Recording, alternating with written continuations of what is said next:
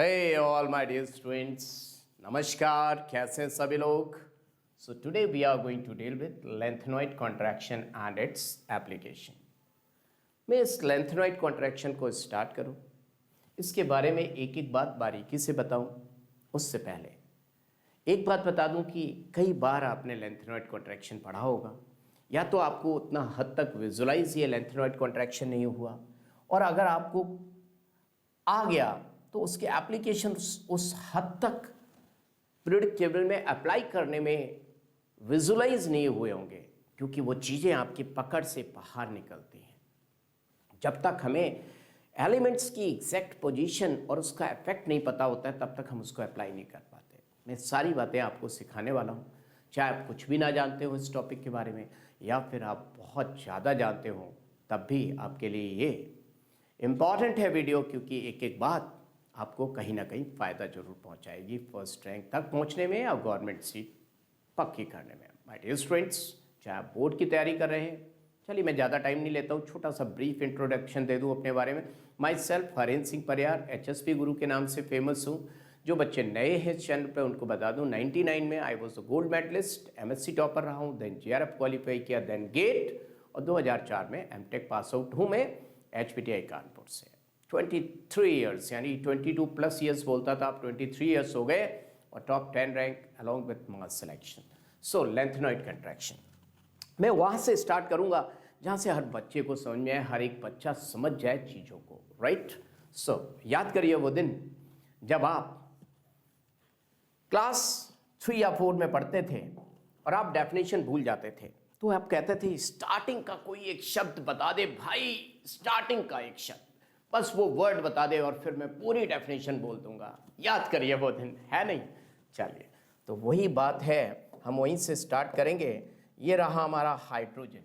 हम सभी जानते हैं हाइड्रोजन की पोजीशन आज तक क्लियर नहीं है, क्योंकि alkali as well as halogens में रहता है। हम यहाँ से स्टार्ट करते हैं, लिथियम, सोडियम और लिथियम सोडियम है लीना, यहाँ तक तो हमने कर दिया। उसके बाद मैं कलर चेंज करने वाला हूँ।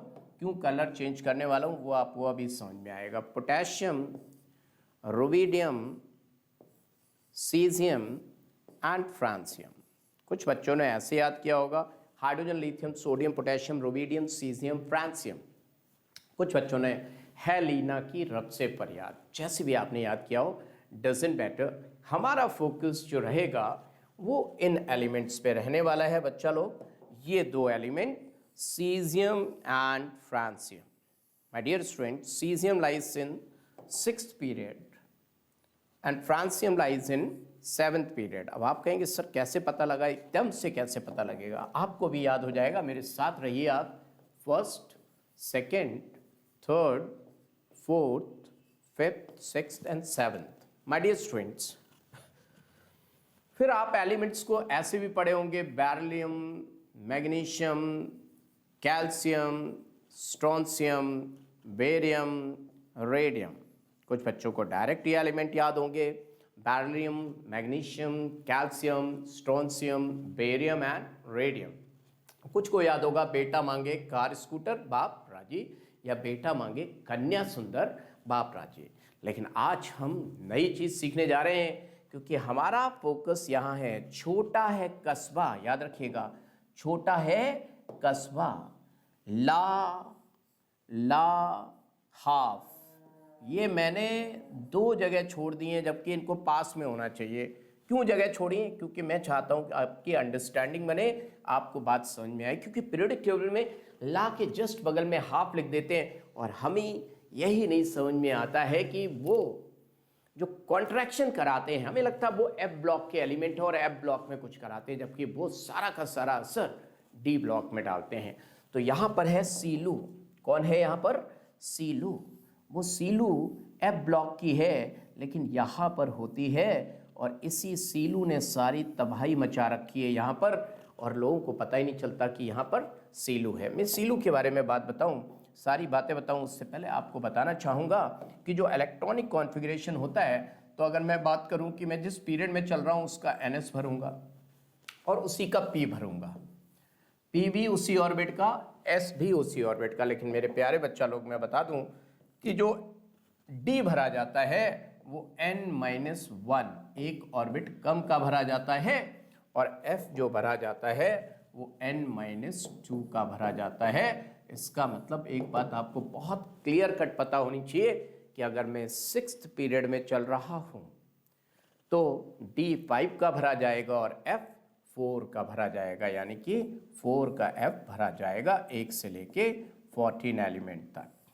माय डियर स्टूडेंट्स, सबसे पहले तो हम याद करते हैं, छोटा है कस्बा ला सीलू हाफ। सीलू को थोड़ा धीरे बोलेंगे क्योंकि सीलू एक्चुअली एफ ब्लॉक में फेंक दी गई है, डी ब्लॉक में बहुत तबाही मचा रखी थी। सो द सीलू बिलोंग्स टू एफ ब्लॉक। तो छोटा है कस्बा ला हाफ, छोटा है कस्बा ला हाफ। किससे बोल रहे हैं? सीलू से बोल रहे हैं। सीलू सीलू सीलू सीलू। छोटा है कस्बा ला हाफ। माय डियर स्टूडेंट्स, हाफते हुए इंसान का साथ देना चाहिए, यानी कि हाफते हुए इंसान का साथ देना चाहिए, साथ दो। ये एटॉमिक नंबर क्यों बता रहा हूं? कई बार क्या होता है कि वो आपसे सिंपली ये पूछ लेगा कि अगर एलिमेंट का एटॉमिक नंबर 62 है तो वो किस ब्लॉक को बिलोंग करता है। अब आप पता चला कुछ नहीं याद आया, पीरियोडिक टेबल में ये कुछ भी नज़र नहीं आ रहा है, तो आप क्या करोगे? आप 1s2 2s2 वो वाला electronic configuration Aufbau Pauli Hund's rule वाला बनाने लगोगे और चला जाएगा 15 मिनट, और फिर आप कहेंगे पेपर था लेंदी।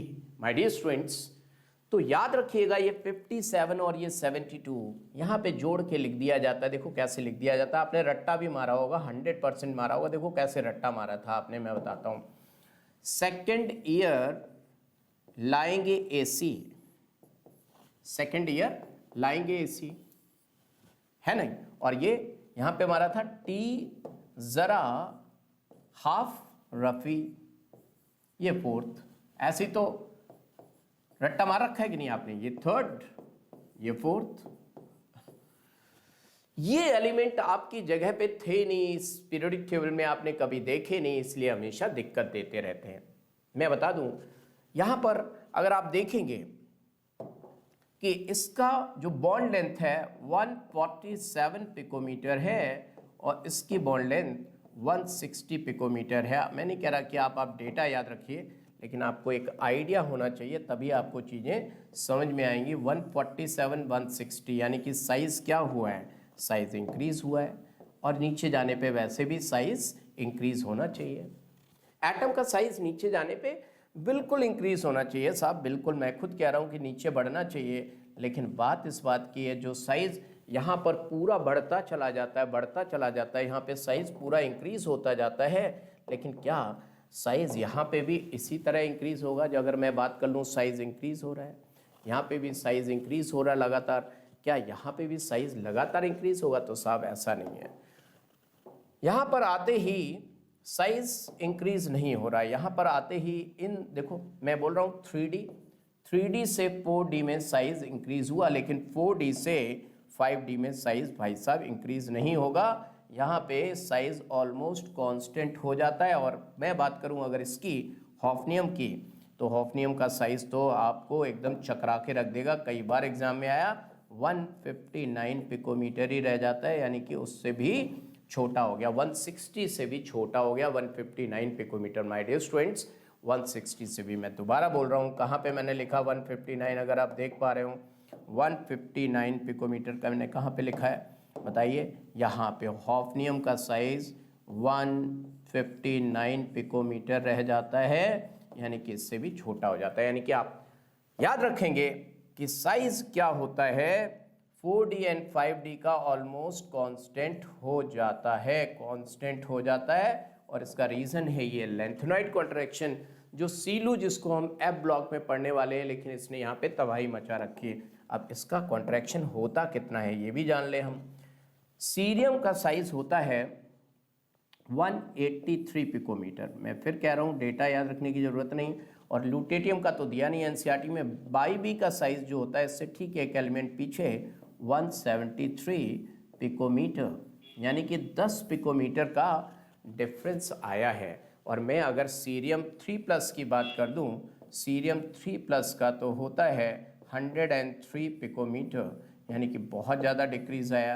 यानी कि लेंथनॉइड कॉन्ट्रैक्शन की हम बात करते रहते हैं, उतना भी ज़्यादा डिक्रीज नहीं होता जितना कि कैटाइन बनने में डिक्रीज हो रहा है। यानी कि कैटाइन का साइज़ काफ़ी हद तक डिक्रीज हो जाता है और इसका साइज़ उतना ज़्यादा चेंज नहीं होता जितना हम सोच रहे हैं।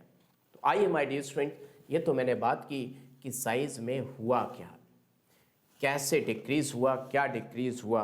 अब इसका कारण क्या है? अभी तक आप ये सोच रहे होंगे कि गुरुजी आपने सब कुछ बता दिया, ये इतना कम हो गया, वो उतना कम हो गया, लेकिन इसका मेन रीज़न क्या है? हर टीचर तो पढ़ाता है, आपने वो रीज़न तो अभी तक बताया ही नहीं। यही तो बात है। पहले मैंने वो बताया जो कोई नहीं बताता, और जब सब बताते हैं उसमें सोचिए मैं कितना बढ़िया बताने वाला हूँ आपको। लेकिन छोटा है कस्बा ला सीलू हाफ, और ये बचपन में याद करिए, मेरे टाइम में एक ऐड आता था, सबकी पसंद निरमा, वॉशिंग पाउडर निरमा।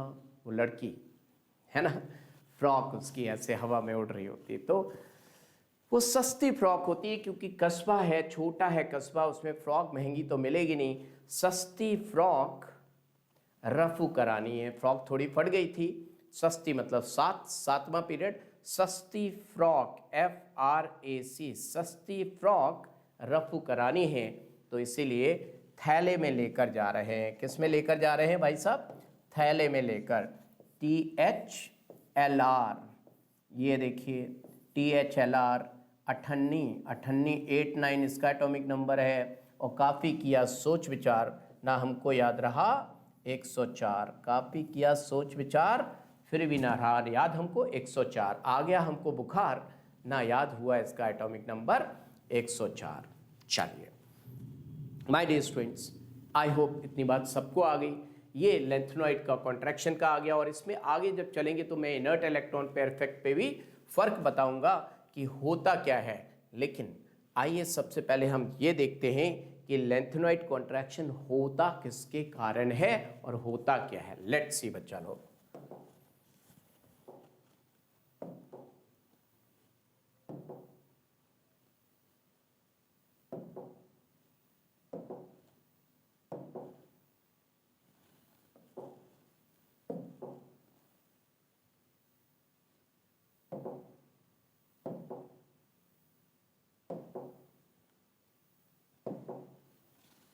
भाई बदल जाओ, बदल क्यों नहीं रहे हो?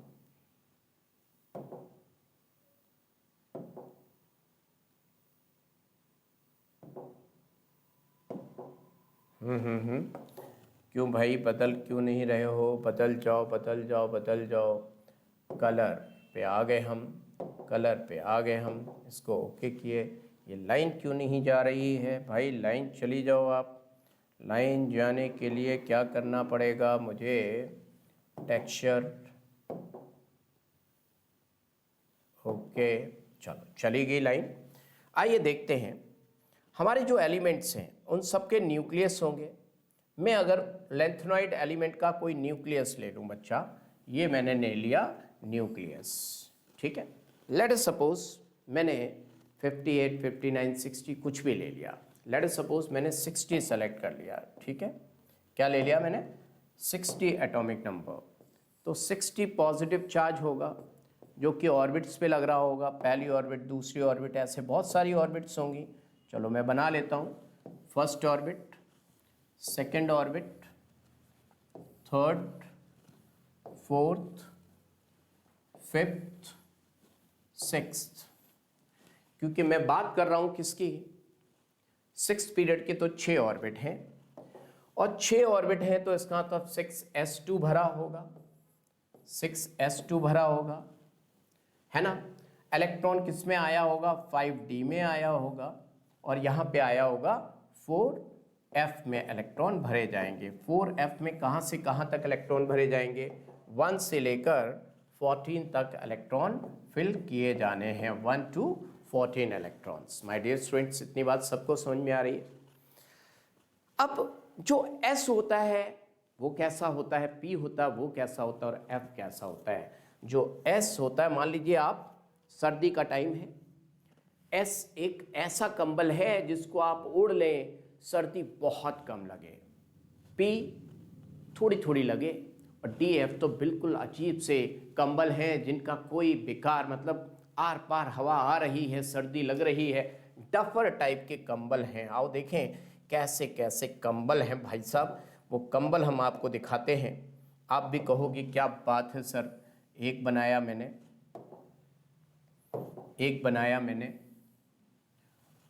और एक और बनाया मैंने, ये बनाया और यहाँ बनाता हूँ इनको, क्योंकि हाँ ये देखो ये एफ है, एफ कंबल बनाता हूँ, एफ यहाँ बनाता हूँ और डी वहाँ बनाता हूँ, जिससे आपको ज़्यादा समझ में आए। ये डी कंबल है, ठीक है भाई साहब। देखो ज़रा ये वाला कंबल देखो ज़रा कैसा है। एस वाला कंबल जो है ऐसा है, बिल्कुल ऐसा, ये एस है। पी ऐसा है, ये पी है। जो एफ है देखना भाई साहब, ये एफ है, ये एफ कंबल है, जैसे आजकल मूवी में एक्ट्रेस के कपड़े होते हैं। और डी ऐसा कंबल है। मुझे बताइए भाई साहब, कहाँ से न्यूक्लियस का फोर्स ज़्यादा जाएगा और कहाँ रुक जाएगा। और देखते हैं। सबसे पहले ऐसे समझ में नहीं आएगा, इस न्यूक्लियस को मान लीजिए राजा, ये राजा है और ये इतनी सारी रानियां हैं, 60 रानियां हैं। इस राजा की 60 रानियां हैं और राजा का प्यार उस आखिरी वाले इलेक्ट्रॉन पे जाना चाहता है। इसका प्यार सबसे आखिरी वाली रानी पे जाना चाहता है। देखो ये जा रहा है प्यार। क्या आपको लगता है क्या पूरा प्यार इस रानी तक पहुंच रहा होगा? मुझे बताइए, उस राजा का क्या पूरा फोर्स ऑफ अट्रैक्शन इस इलेक्ट्रॉन पे पहुंच रहा होगा? मुझे बताओ, आप खुद बताओ, क्या पहुंच रहा होगा? तो आपका जवाब आएगा नहीं गुरुजी, क्योंकि राजा और रानी में फोर्स ऑफ अट्रैक्शन है, फोर्स ऑफ अट्रैक्शन है। लेकिन रानी में क्या है? रानी और रानी में क्या है? फोर्स ऑफ रिपल्शन है। माय डियर स्टूडेंट्स, जितना राजा का प्यार बढ़ता जा रहा है, रानियां भी बढ़ती जा रही हैं, लेकिन ये जो फिलिंग ऑफ इलेक्ट्रॉन्स हैं ये एफ में हो रही हैं और F and D R diffused. Diffused का मतलब पहले समझ लेते हैं, तब सारी बातें समझ में आएंगी। जैसे कि मान लो आप किसी पेड़ के नीचे बैठे और बहुत क्या है, बारिश हो रही है और वो पेड़ में ज़्यादा पत्तियां नहीं हैं, तो बताओ बारिश पूरी छन छन के आपके ऊपर गिरेगी कि नहीं गिरेगी? गिरेगी। लेकिन अगर पेड़ बहुत घना हो तो हो सकता है एक आध बूंद गिरे, लेकिन कम गिरेंगी। तो एस और पी बहुत ही बढ़िया होते हैं। या आप देखिए कपड़े पहने होते हैं आजकल के लोग, वो एक एस वाले कपड़े हैं। देखो कपड़े देखो, आजकल के कपड़े देखिए भाई साहब। एस का मतलब क्या बोलूँ मैं, संस्कार, संस्कारित समाज, संस्कृति में कपड़े। और ये पारिवारिक कपड़े, पी फॉर पारिवारिक कपड़े, एस फॉर सांस्कृतिक कपड़े, और ये फैशनेबल कपड़े हैं। एफ है फैशनेबल, आप जानते ही कितना होता है फैशनेबल कपड़े। और ये फटे हुए कपड़े भी बोल सकते हैं, फटे हुए कपड़े हैं। आप देखे होंगे यहाँ से फटे, वहाँ से फटे, जीन्स फटी, ये फटा, और ये डफर टाइप के कपड़े हैं। क्या बताएं, मतलब हमें नहीं पता कि कौन से कपड़े कैसे हैं, लेकिन ये काफ़ी सांस्कृति, ये पारिवारिक हैं, ये फैशनेबल फटे हुए कपड़े और ये डफर कपड़े हैं। तो मुझे बताइए, ये फोर्स ऑफ अट्रैक्शन इनसे गुजरता हुआ उस पर ज़्यादा लगेगा जाकर। इस राजा का फोर्स, राजा मीन्स राजा को रानी से प्यार हो गया, रानी में तकरार हो गया, लेकिन राजा को रानी से प्यार हो गया।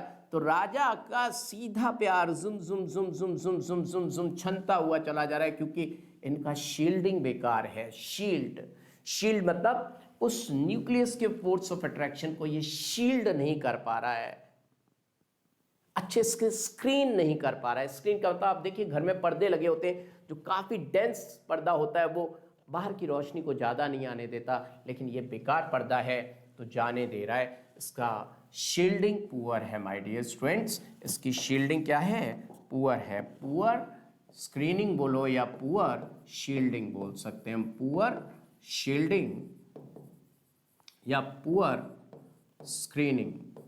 तो पुअर स्क्रीनिंग इफेक्ट के कारण फोर्स ऑफ अट्रैक्शन इस रानी पे ज़्यादा लगता है, तो ये रानी वहाँ की बजाय शिफ्ट होके अंदर आ जाती है और रेडियाई उतना होना चाहिए था, रेडियाई रहे इतना जाता है मेरे प्यारे बच्चा लोग, यानी कि रेडियस कम हो जाता है, जितना होना चाहिए उससे रेडियाई कम हो जाता है। इसी को हम लेंथनॉइड कॉन्ट्रैक्शन बोलते हैं। आई होप आप सभी को लेंथनॉइड कॉन्ट्रैक्शन समझ में आया कि लेंथनॉइड कॉन्ट्रैक्शन एक्चुअली में होता क्या है और शील्डिंग होती क्या है, और जितना ज़्यादा ये फोर्स लगता जाएगा इसी को हम जेड इफेक्टिव भी बोलते हैं, इफेक्टिव न्यूक्लियर चार्ज भी बोलते हैं। जेड इफेक्टिव बोलो या इफेक्टिव न्यूक्लियर चार्ज भी हम बोल सकते हैं मेरे प्यारे प्यारे बच्चा लोग। क्या आप मेरी बात समझ रहे हैं? जेड इफेक्टिव या इफेक्टिव न्यूक्लियर चार्ज हम बोल सकते हैं। जितना ज़्यादा पुअर शील्डिंग होगी उतना ज़्यादा फोर्स ऑफ अट्रैक्शन लगेगा। इसके परिणाम क्या निकलेंगे वो भी देखते हैं। एक तो लेंथनॉइड कॉन्ट्रैक्शन हो गया, और क्या निकलेंगे देखिए, जरा ध्यान से देखिएगा। अगर मैं आपसे बोलता हूं कि अगर मैं ये इसमें चला जाऊं, कौन सा, 6th and 7th, छोटा है कस्बा, ये छोटा है कस्बा, ला हाफ, और आगे कौन है, सीलू, यहां आ गई, सी से लेके 14 एलिमेंट्स लू तक पहुंच गए। अब इसका इफेक्ट क्या आएगा, 6 पीरियड है। अगर मैं 6 पीरियड से जाता हुआ यहाँ पे पहुँचूँ, कहाँ पर बात कर रहे हैं हम कि कहाँ पर पहुँचे हैं, देखिए मैं पी ब्लॉक में अगर पहुँच जाऊँ तो देखिए क्या परिणाम निकलेंगे पी ब्लॉक में, क्या इफेक्ट पड़ेंगे इसके पी ब्लॉक में। ज़रा देखिएगा भाई साहब, ये देखिए यहाँ पे कौन से एलिमेंट्स मिलते हैं हमें, कौन से एलिमेंट 6 पीरियड में मिलते हैं, ज़रा आप नाम बताइए अगर आपको आइडिया लग रहा है। आओ देखते हैं। Boron, aluminium, gallium, indium, thallium से मुलाकात होती है। अब कैसे पता चलेगा ये थैलियम यहीं आता है, ये भी तो दिक्कत है। तो देखिए 1st, 2nd, 3rd, 4th, 5th, 6th match कर गया, ये 6th, ये 6th। मैच जब तक नहीं करेगा तब तक कुछ नहीं होगा। यहाँ देखिए carbon, silicon, germanium, tin, lead amphoteric होता है, ऑक्साइड उसका ये होता है वो होता है, बहुत सारी चीज़ें इसी से मिलेंगी। Nitrogen, phosphorus, arsenic, antimony, bismuth. My dear students एक बात सुनिए कि हमें अगर इलेक्ट्रॉनिक कॉन्फ़िगरेशन लिखना है तो इसका हम क्या लिखेंगे, सेकंड पीरियड में तो हम क्या लिखेंगे, 2s2 तो भरा होगा और 2p1, इसका 2p2 और इसका 2p3।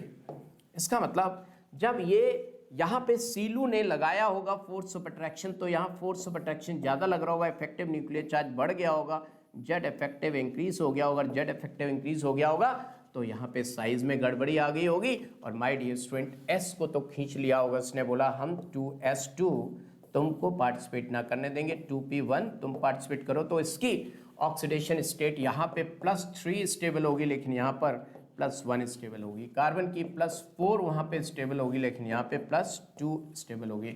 इसकी +5 यहाँ पे स्टेबल होगी लेकिन बिस्मथ की +3 स्टेबल होगी। माय डियर स्टूडेंट्स इसी को बोलते हैं हम इनर्ट इलेक्ट्रॉन पेयर इफेक्ट, और इनर्ट इलेक्ट्रॉन पेयर इफेक्ट का रीज़न ही यही है। इनर्ट इलेक्ट्रॉन पेयर इफेक्ट का रीज़न यही है। अगर आप बात करें बोरोन एल्यूमिनियम, तो माय डियर स्टूडेंट्स अगर मैंने यहाँ पे बात की थी फोर्थ पीरियड में कक्षा शक्ति वक्रमण यानी कि scandium titanium D D D D D D भरता रहा, तो मैंने कहा था डी कैसा होता है, डी कैसा होता है, डी कैसा होता है, यस बेकार कपड़े होते हैं, काफ़ी दूर दूर होती हैं उनमें कपड़े। तो यहाँ पे एल्यूमिनियम का साइज, एल्यूमिनियम यहाँ पे नहीं आएगा, गैलियम वाले के पास आएगा, ये स्कैंडियम टिटेनियम यहाँ पर आएगा, यहाँ पर आएगा स्कैंडियम से लेके डम डम डम डम डम डम डम zinc, scandium titanium vanadium chromium manganese iron cobalt nickel copper zinc गागे 80 वर्कर।